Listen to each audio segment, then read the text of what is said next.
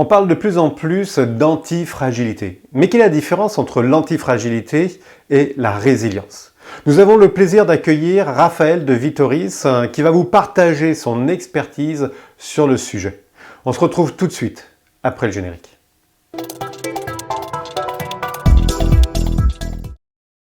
Raphaël, ça me fait plaisir de te voir une deuxième fois pour cette interview et je vais commencer tout de suite par la première question. C'est quoi l'antifragilité et quelle est la différence avec la résilience? C'est quelque chose qu'on parle de plus en plus.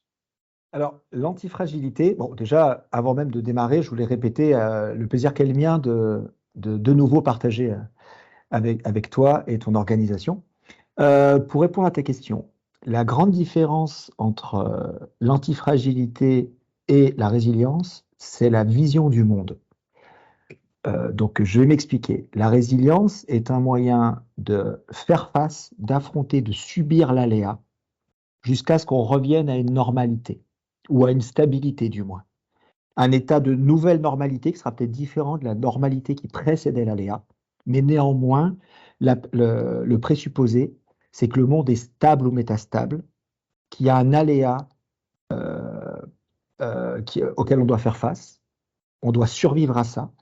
Il y a trois composantes de la résilience qui doivent, dans ce cas-là, se mettre en œuvre. Le premier, c'est une capacité d'absorption où l'organisation doit avoir accès à des ressources, en interne ou en externe.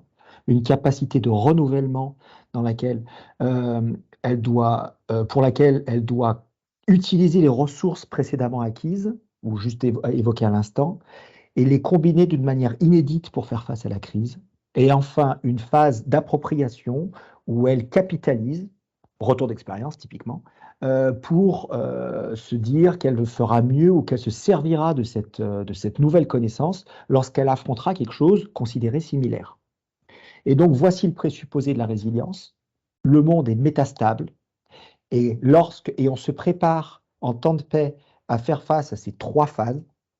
Si un aléa survient, je répète, avoir accès à des ressources, mobiliser des ressources, internes ou externes, les recombiner, utiliser ces ressources de manière à proposer une solution inédite face à la crise, et enfin capitaliser, et revenir à cette stabilité, cette normalité, et revenir à ce qu'on appelle vulgairement la marche courante.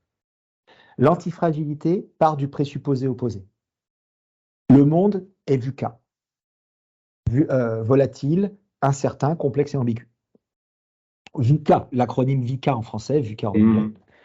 Le monde étant incertain et complexe et totalement aléatoire et volatile, la stabilité demeure un îlot temporaire. Donc, c'est exactement le présupposé opposé. Préparons-nous à un peu n'importe quoi, parce que si on a un peu de chance, ce sera calme, mais en toute probabilité, ça va être le chaos la plupart du temps. Le chaos, pas dans le sens le chaos absolu, le chaos dans le sens nous ne serons pas capables d'interpréter le réel de manière à comprendre quelque chose de cohérent. Le chaos relatif, celui du fait de notre incompréhension, notre incapacité à interpréter le réel. Et dans ce cas-là, au lieu d'avoir ces phases différentes, l'antifragilité va faire appel à d'autres éléments, d'autres options qui sont celles de la redondance, avoir plusieurs fois les mêmes capacités à travers l'entreprise pour ne pas créer des points de fragilité, justement. Parce que là, il y a un seul endroit où on a soit ces moyens, soit cette technologie, soit ce savoir-faire, ces moyens essentiels dans le processus qui ne sont plus accessibles et dans ce cas-là, ça bloque toute la chaîne. Donc la redondance évite ça, puisqu'on considère que des aléas vont survenir. Il y a l'optionnalité. On est toujours en train de créer des nouvelles options, de cultiver, de garder. On n'optimise rien. On n'optimise rien, c'est très important, où on laisse toujours des backups, on cultive toujours des nouveaux marchés, même s'ils sont très minoritaires, de manière à avoir d'autres options. Et surtout, on explore.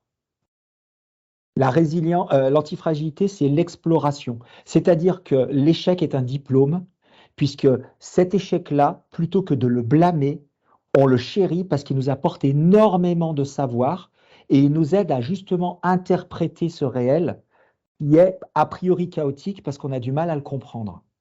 Et donc, c'est un présupposé tout à fait différent parce qu'il fait appel plutôt à une vision stratégique totalement nouvelle par rapport, totalement nouvelle, pas par rapport à l'ère actuelle, par rapport à la résilience, ou du moins l'obédience à la résilience, puisqu'il veut dire, attention, euh, les gens adeptes de la stratégie plutôt financière risquent de partir vers de l'optimisation, de la délocalisation, de l'externalisation, de la spécification, du recentrage sur les activités cœur, là où l'antifragilité va dire attention, tout ça, ça crée des points de fragilité.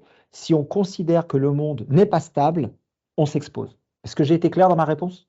Ah oui, clairement. Et puis c'est très intéressant parce que en même temps que tu expliquais, je fais beaucoup le parallèle avec la cyber, justement, où on Ah, commence à de plus en plus être dans un monde où on fait plus de la répartition, mais on fait de la redondance en fait d'informations, de sorte que si on a un système qui tombe, l'autre fonctionne quand même, et donc du coup il n'y a pas de rupture. Et donc tu faisais beaucoup référence sur cette duplication-là, et je trouve que c'est assez proche de ce qu'on met actuellement en cyber.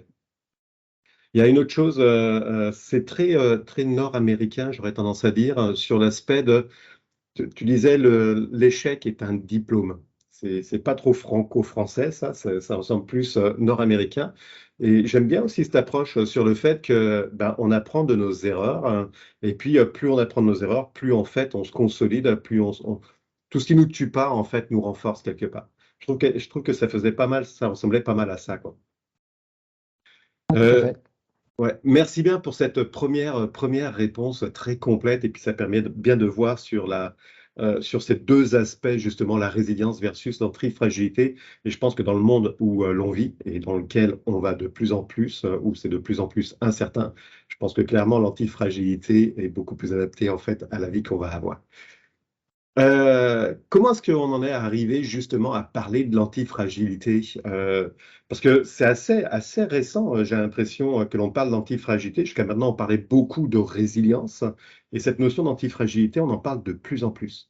Ça vient de quoi cette origine, justement?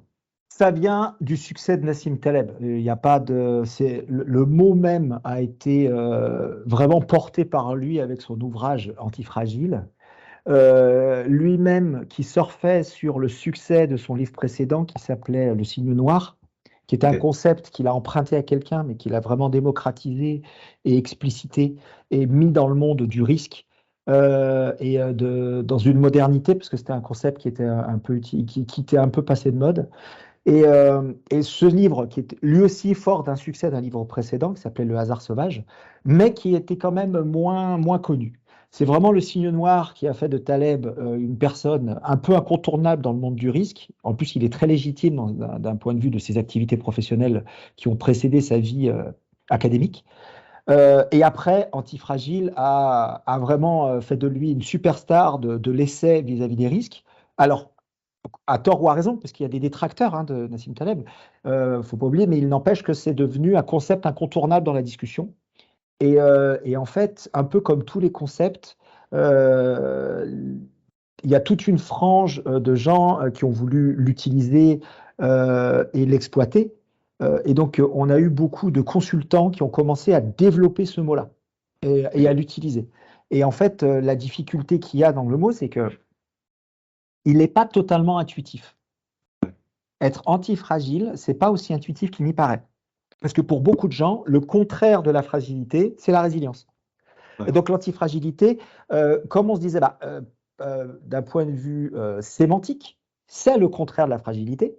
Mais Mm. pourtant, pour moi, le contraire de la fragilité, c'était la résilience. Donc, il y a beaucoup de gens qui ont associé un concept à l'autre. Et j'ai beaucoup entendu de consultants ou dans les entreprises, des gens utiliser l'un pour l'autre de manière totalement, avec beaucoup de souplesse en fait, de manière totalement libre, alors que c'est en fait les présupposés de chacun de ces concepts sont totalement différents et n'amènent pas aux mêmes stratégies d'entreprise. Le succès de Taleb et le fait que ce mot commence à apparaître dans les discours ont fait que si on avait envie d'avoir l'air à la mode, ou du moins pas passer de date et maîtrisant les concepts du moment, il est parfois de bon ton de placer le mot, un peu comme le mot VUCA en fait. L'acronyme VUCA a connu ça. Beaucoup de gens vous disent maintenant le monde est VUCA. Et puis ils vous disent c'est pour ça qu'il faut que je sois résilient. Ce qui est en fait un paradoxe. Ok. Ouais, Mais il n'empêche, on a placé dans la phrase tous les mots du moment. Et donc, on voit ici, grâce au jeu sémantique, que le mot résilience est un mot ultra utilisé en France par les corps d'armée, ou du moins les corps constitués.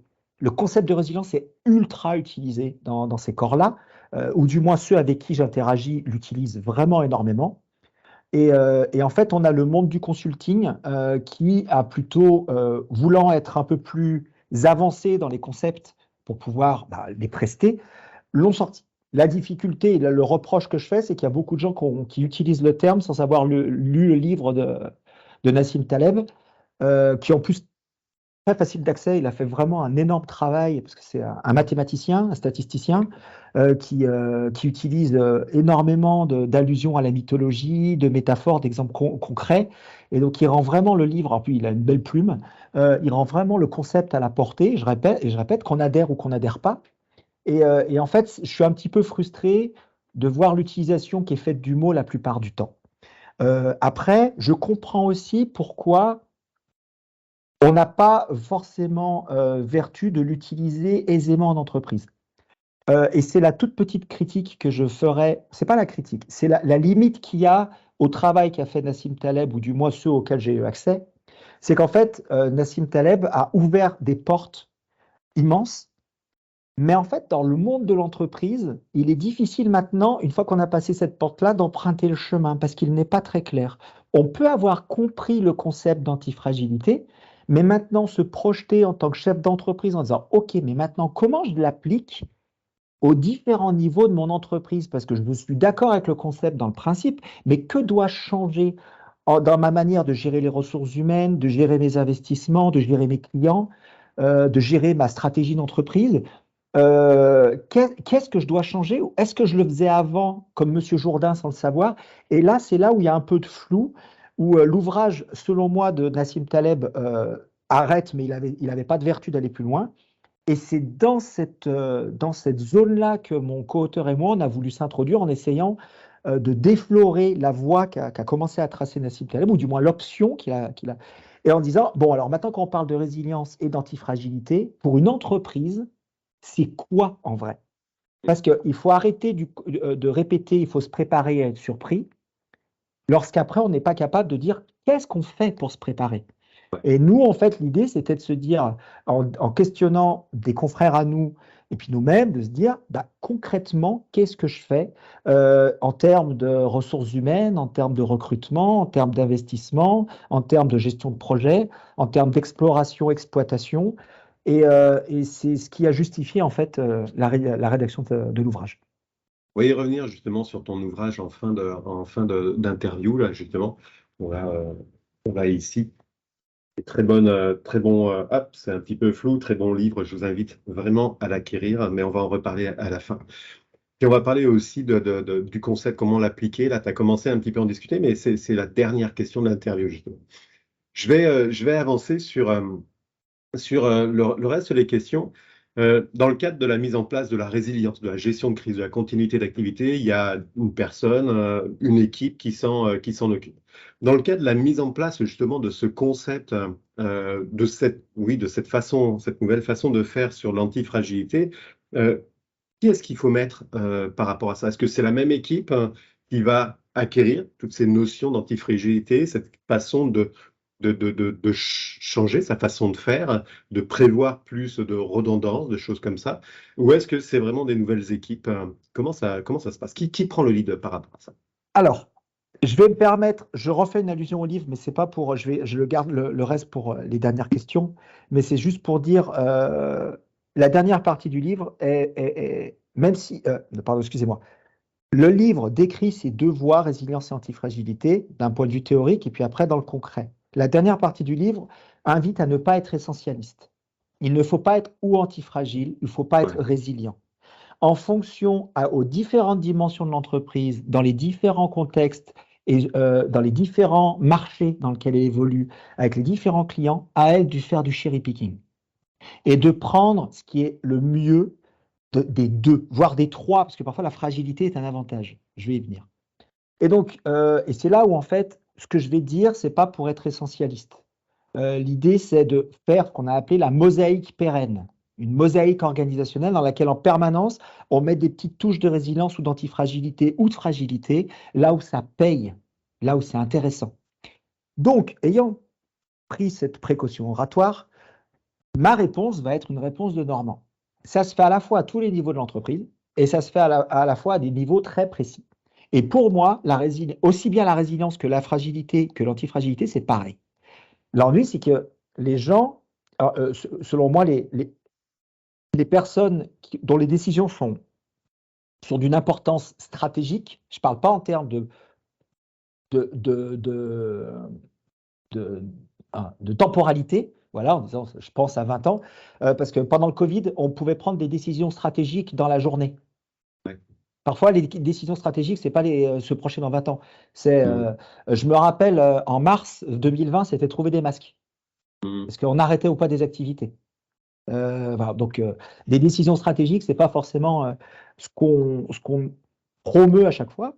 Il n'empêche, les gens qui ont des décisions stratégiques doivent avoir ces 3 concepts en tête. Et selon moi, ça se fait à tous les niveaux. D'une part, au niveau de l'individu, vous êtes un employé et vous pouvez très bien vous positionner, vous, en se disant, bah, moi, je vais être résilient, j'ai accès à telle et telle ressource, j'ai un peu d'argent à la banque, j'ai des copains qui pourraient me prêter de l'argent, ressources extérieures. S'il m'arrive quelque chose, bah, je vais compter sur ma créativité, où je peux toujours faire appel à 1 ou 2 amis qui sont très très créatifs et qui ont eu des métiers, une expérience très riche, donc ils pourront me donner des ouvertures. Et enfin, bon, bah, je vais faire appel à ma petite mémoire et je vais me noter ce qu'il faut faire. On peut jouer là sur la résilience à l'échelle de l'individu, mais en fait, grosso modo, ça veut dire aussi dans l'entreprise, c'est je peux jouer sur mon temps de travail. J'ai besoin de ressources, et ben je prends sur mon temps de travail, je fais des heures sup. Je vais pas au resto, à la cafétéria entre midi et 2, je travaille. Donc, en temps masqué, je rajoute de la capacité de travail. Je peux réajuster mes priorités. Donc ça, c'est de la capacité d'absorption pure. Je peux utiliser autour de moi, comme je vous l'ai dit, des profils qui sont propices et les solliciter parce que je les connais, parce qu'on est copains. Et voilà. Après, au niveau de l'équipe, et ben pareil, je suis le leader d'une équipe. Et ben dans ce cas-là, je peux me dire, à moi de réajuster les priorités de mes collaborateurs de manière à ce que, bon bah, on travaille sur ce qui est intéressant. On peut augmenter le temps de travail effectif en disant, bon les gars, les réunions qu'on utilisait pour discuter de tel et tel sujet, on les arrête. Là, on se consacre à 100% sur notre projet cœur. On peut on peut regarder si on a une équipe qui est assez hétérogène, peut-être qu'ils ont des relations à l'extérieur, peut-être de l'équipe ou de l'entreprise, qui pourraient être utiles. On peut les mobiliser, ces ressources-là. On peut avoir recours à l'intelligence collective à travers certains ateliers. Ce n'est pas quelque chose qui me convainc totalement. Je suis assez sceptique sur ces pratiques-là, mais peut-être, sans doute, il y en a plein qui fonctionnent. Et on peut commencer à changer le leadership dans la capacité de renouvellement. Le leader peut commencer à beaucoup plus miser sur l'initiative pour aider à avoir cette capacité de renouvellement, qui est la deuxième capacité que j'évoquais tout à l'heure pour la résilience. On peut commencer à mettre à jour les modes opératoires. On est en train de capitaliser là. Maintenant, au niveau du département, si j'augmente encore d'un niveau, la résilience, c'est quoi? C'est déjà de la trésorerie.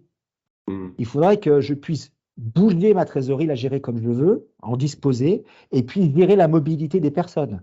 Comme ça, je choisis où je mets mes forces de travail et mes actifs. Il faudrait que j'ai des contacts étroits avec mes fournisseurs, mes clients, mes partenaires. Et pas que je passe forcément par un département central qui fait ça pour toutes les autres divisions. Il faudrait que je puisse avoir, pour la capacité de renouvellement, il faudrait que je puisse disposer de plusieurs modalités de fonctionnement, en mode marche courante, en mode projet, en mode crise, en mode agile, des mix entre tout ça. Il faudrait que je puisse être familier de ça. Comme ça pourrait m'aider à travailler autrement, optimiser, trouver des courts-circuits, avoir identifié au préalable les profils un peu atypiques ou pluricompétents qui permettraient de proposer des choses un peu nouvelles et éliminer les règles et les fonctionnements rigides.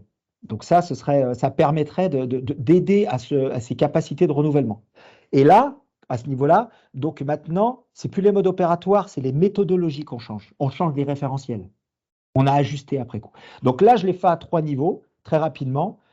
Et ça se fait, comme je l'ai montré, ou du moins comme je l'ai montré, comme du moins je le propose, au niveau de l'individu, du salarié à son niveau, au niveau de son manager, et puis au niveau du patron du département. Maintenant, si je prends le pendant opposé, on a plutôt une approche antifragile face aux problèmes qu'on a, ou du fait que dans cette entité, le marché dans lequel elle est, la technologie dont elle dépend, l'industrie dans laquelle elle est plutôt ultra instable.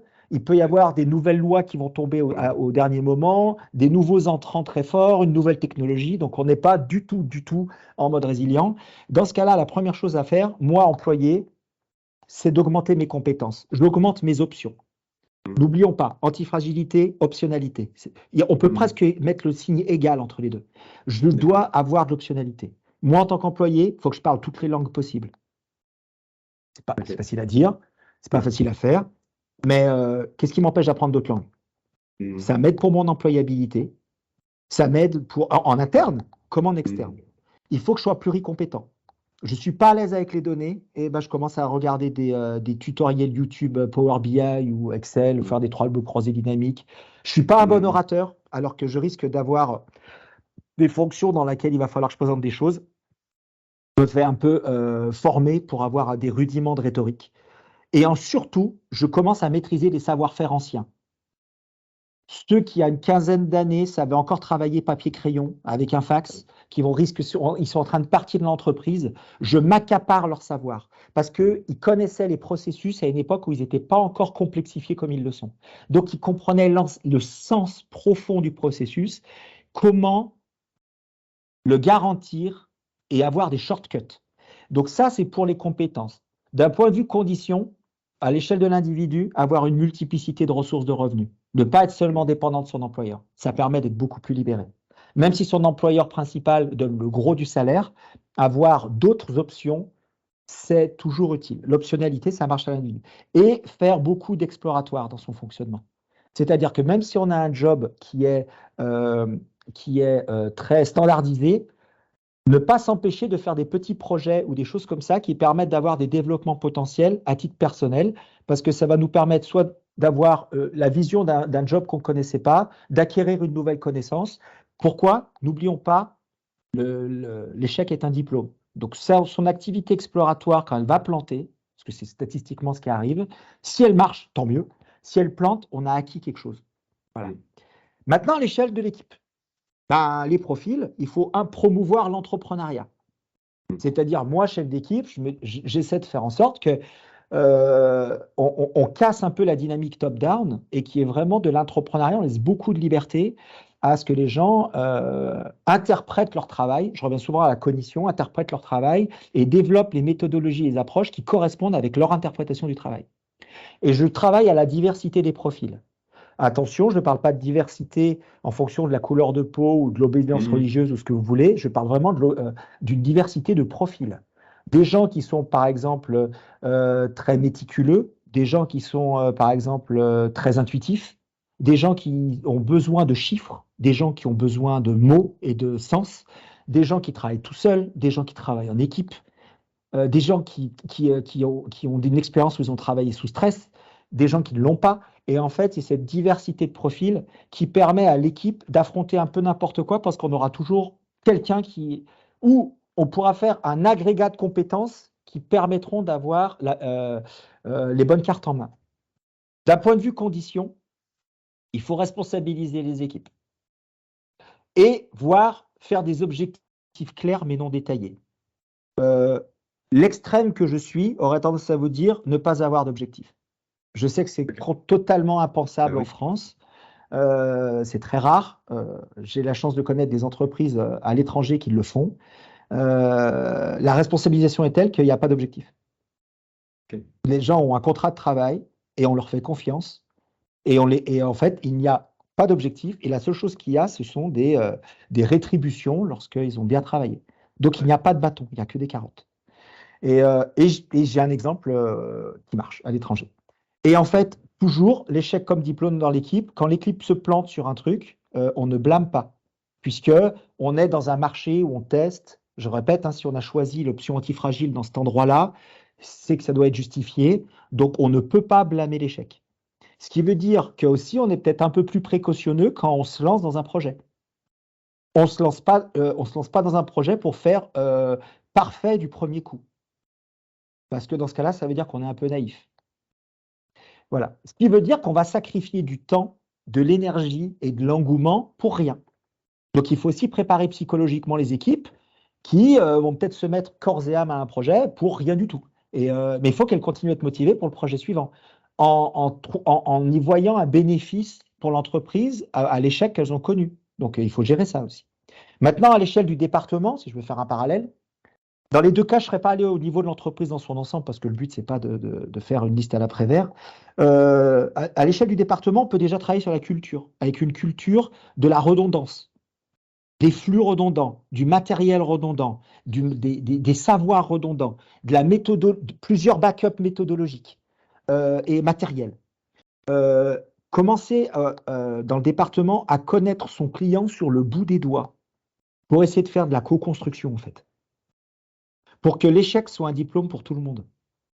La responsabilité, responsabilité des conséquences de l'incompétence. Quand on est incompétent, on en paye le prix. Ce qui veut dire, et c'est pas facile dans la vision latine de l'entreprise, de se dire, bah, je suis incompétent, j'ai rien à faire à ce poste-là. Ce qui veut dire, en termes clairs, une désolidarisation des concepts de niveau hiérarchique et de capacité managériale. Dans nombreuses entreprises, quand vous êtes assez haut dans l'entreprise, vous êtes par définition un manager. Ce qui veut dire, ce qu'on promeut dans le livre, c'est non. Vous pouvez être très haut placé parce que vous avez une connaissance incroyable, vous avez des tas de choses très précieuses, mais peut-être que vous n'êtes pas un meneur d'hommes et on ne vous confie pas une équipe. À l'inverse, vous pouvez peut-être avoir un niveau assez bas dans l'entreprise en termes de hiérarchie, mais vous savez conduire une équipe, provoquer l'émulation et l'engagement, on vous confie une équipe. Et vous pouvez avoir une équipe de gens qui sont tous plus élevés que vous hiérarchiquement. Ce n'est pas un problème. C'est totalement décorrélé.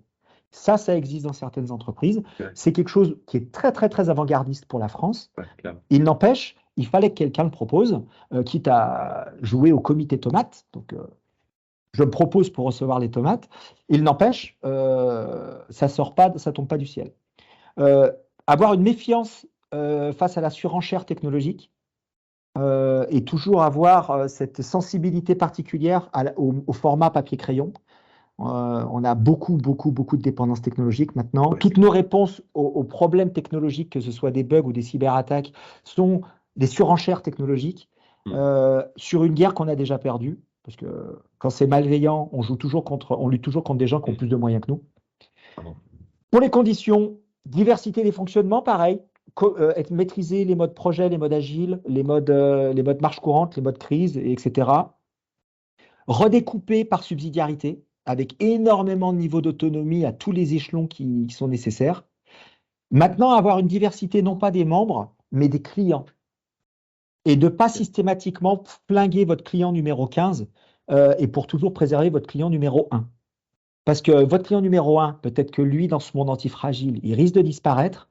Et l'idée, ce n'est pas de venir la tête enfarinée près de votre client numéro 15 que vous avez toujours relégué à la fin, qui a toujours pris « Ah, désolé, on ne peut pas vous donner vos commandes parce qu'on les donne à notre client prioritaire » pour pas qu'il vous claque la porte.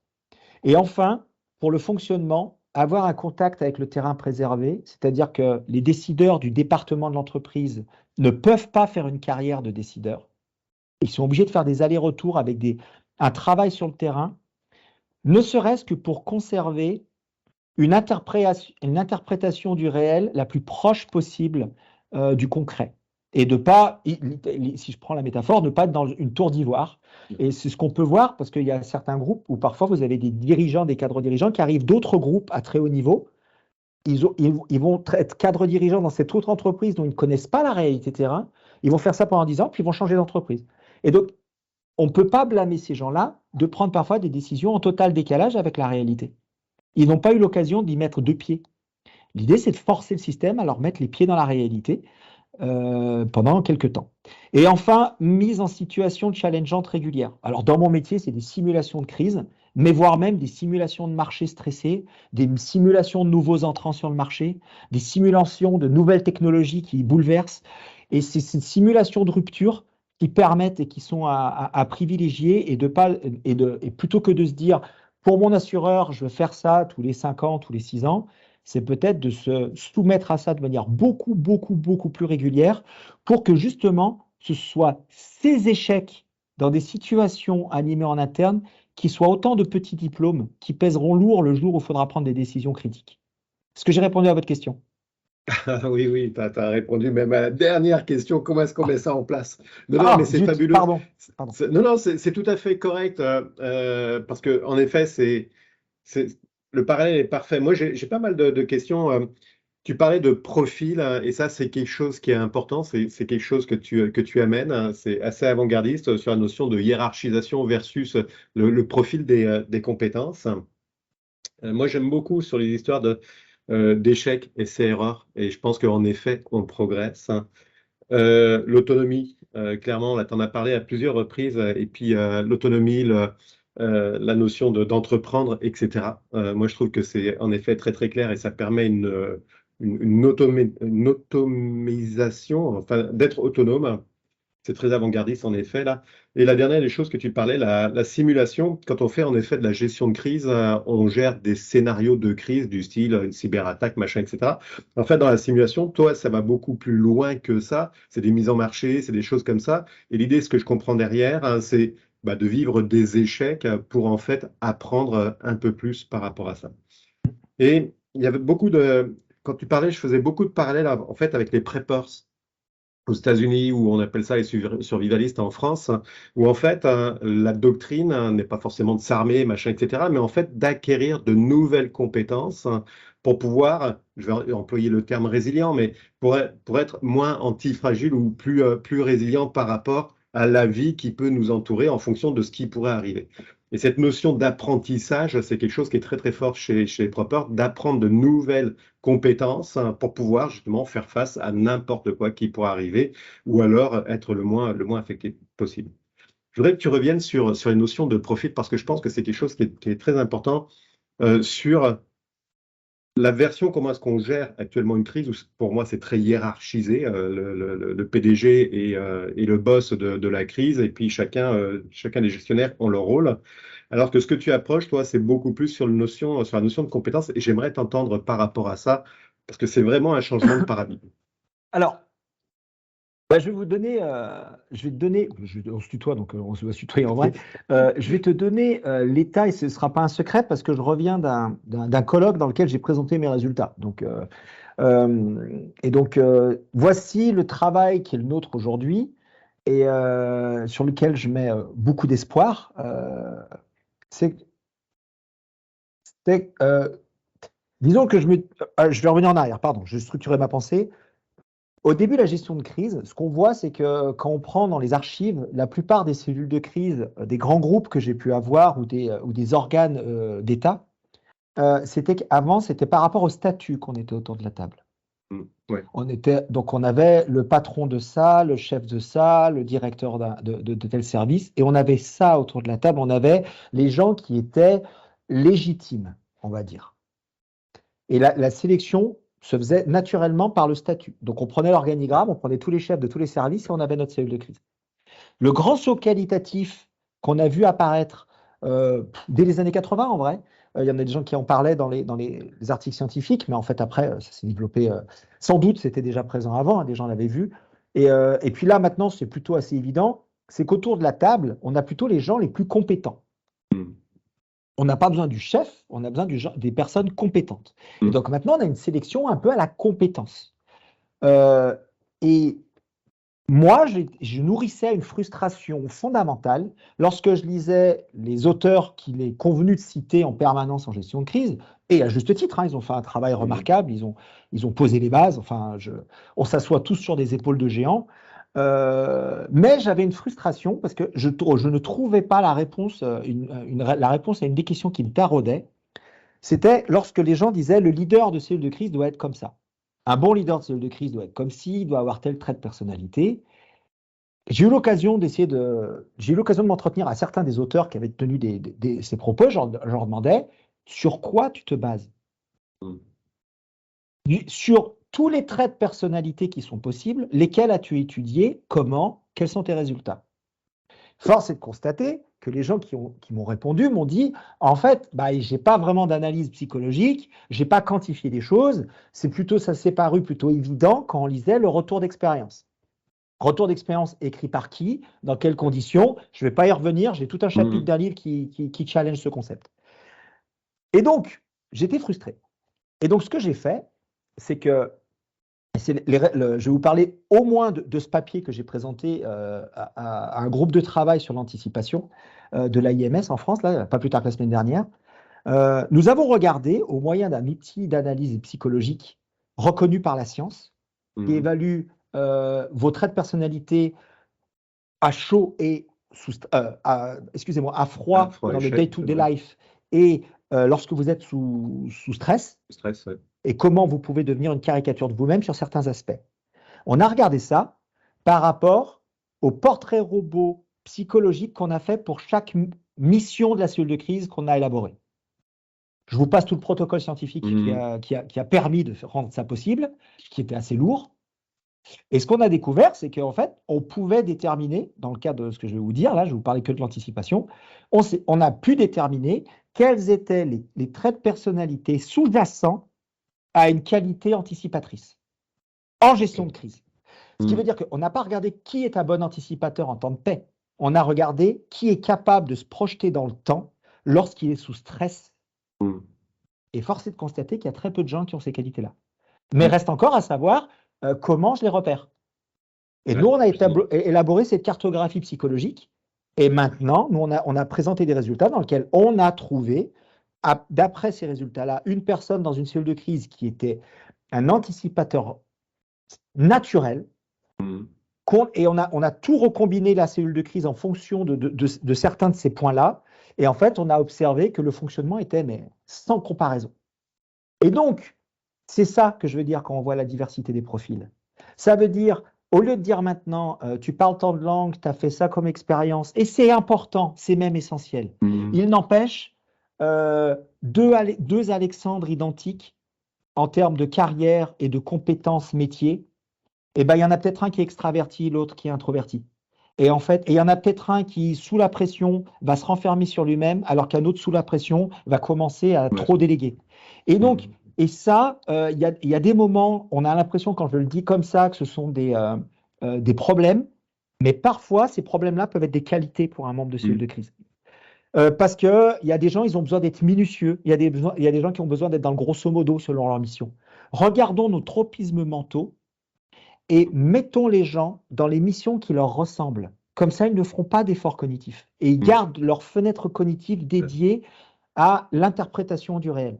Je ne sais pas si je ne suis pas parti un peu trop… C'était Si, si, tu es carrément parti à côté, mais j'adore ça et ça va en frustrer plus d'un parce que du coup, sincèrement, on va faire un interview spécifiquement sur ça, là, parce que les portraits robots, moi, je trouve ça vraiment génial. Tout ce que tu viens de dire, là, c'est fabuleux, l'anticipation, etc. Et je pense que ça va prendre un interview spécifiquement pour ça. Et donc, du coup, tous les gens qui nous écoutent, là, il y en a un paquet qui va être frustré. En commençant par Karine. Je vois que le temps tourne, Raphaël. On va arrêter ici. Tu as répondu quasiment à toutes les questions que je voulais te poser par rapport à cette interview bien précis. J'aimerais qu'on parle un petit peu de ton livre, hein, et puis présente-le. Tu en as un petit peu présenté tout à l'heure, mais j'aimerais que tu le présentes peut-être plus en détail. Et puis, pourquoi est-ce que les gens, en fait, il serait bien qu'ils aillent le prendre. Moi, j'ai les réponses, mais je ne les donnerai pas. Alors, juste pour donner des éléments sur le livre, cet ouvrage, il a été coécrit avec Loïc Monguillon, qui est mon homologue de chez Air France, pour faire simple, avec qui on s'est rencontrés de multiples fois lors de multiples réunions, et on a vraiment senti qu'on avait la même vision de la chose, les mêmes frustrations, les mêmes désirs de s'investir sur certains points de notre discipline, et les mêmes satisfactions sur des points de notre discipline qui évoluent bien.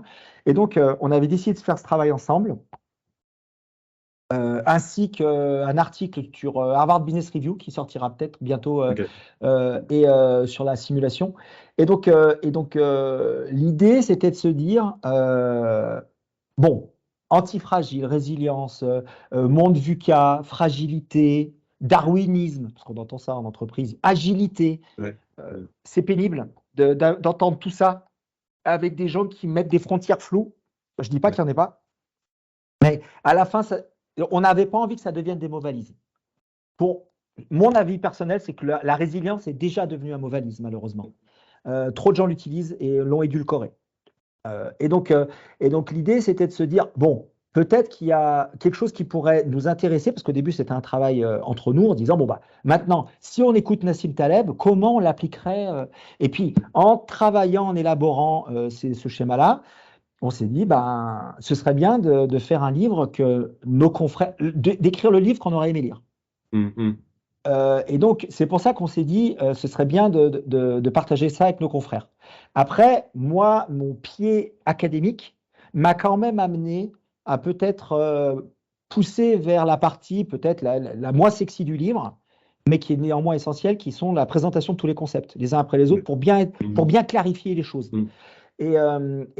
Puisque j'ai vraiment, je me fais une valeur qui est une robustesse scientifique à tout ce qu'on annonce, ce qui explique la bibliographie un peu conséquente pour chaque chapitre.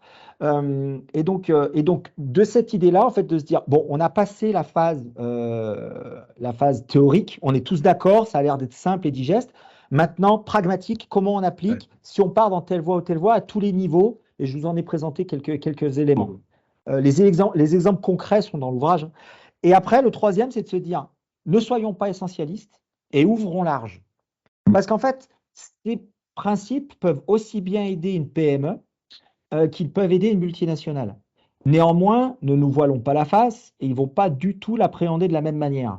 Donc, mais on n'avait pas envie d'écrire un bouquin que pour les PME et pas que pour les multinationales. Et j'avoue qu'on a pu aussi bénéficier des éclairages de la personne qui nous a écrit l'avant-propos, comme celle qui nous a écrit la préface. Donc, on a eu Patrick Martin du MEDEF, vice-président du MEDEF, qui nous a fait l'honneur d'écrire la préface. On a eu Olivier Wald, le président de l'ABRAE, qui nous a écrit l'avant-propos. Et en fait, l'idée, c'était de confirmer que ce qu'on écrivait pouvait servir aux entreprises. Ce n'était pas un livre académique, ce n'était pas un livre pour les organismes publics. Si c'est utile pour eux, tant mieux. Mais notre objectif, c'était aidons les entreprises. Pourquoi ? Parce que quand il y a eu le Covid, tous les grands groupes qui avaient à disposition un risk manager ou un crisis manager avaient la structuration déjà en place pour mettre le branle-bas de combat. Toutes les petits et les moyens qui n'ont pas de quoi se payer un crisis manager à plein temps, ils faisaient comment ? Ils sont tous courus vers ce qu'on appelle vulgairement des PCA, des PRA ou des choses comme ça, qui sont. J'ai une vision assez critique de ces approches-là. Je ne vais pas la développer aujourd'hui, mais ils se sont retrouvés le bec dans l'eau. Donc l'idée pour nous, c'est de dire peut-être qu'avec ce bouquin-là, vous avez de quoi juste réfléchir à comment vous pourriez vous prémunir d'une panique version Covid comme vous avez connu, même si vous êtes petit. Voilà. Je réponds à ta question ? Ouais, tout à fait. Et puis moi, je vais rebondir sur ce que tu dis là. En fait, c'est simple au final, même si le début est un petit peu conceptuel, là, il n'empêche que ça permet de mettre les bases, et puis en effet, ça ramène à l'essentiel. L'essentiel, c'est du bon sens quelque part, et je trouve que ça a beaucoup de bon sens, ce livre, parce que c'est simple, c'est beaucoup plus simple que tout ce qu'on met. Puis j'aimerais bien avoir une discussion avec toi sur justement la partie PRA, PCA, là, on en parlera hors antenne, et à mon avis, on pourra peut-être en faire une interview là-dessus, à mon avis, ça pourrait être intéressant. Raphaël, on va arrêter là, ça fait déjà un bout de temps que ça tourne. Je te remercie encore, Raphaël. Où est-ce qu'on peut te joindre si les gens veulent te joindre? Il va y avoir toutes les coordonnées en haut, à droite, en bas, là, mais vas-y, je te laisse le dire. Le plus pratique pour me joindre, c'est mon email. Donc, c'est antifragile, on ne se refait pas, antifragile.fr@gmail.com, donc antifragile.fr@gmail.com. Ok, Voilà. super. Bah, écoute, je te remercie beaucoup, Raphaël, et puis on se retrouve à une prochaine fois. À Bye bye. bientôt.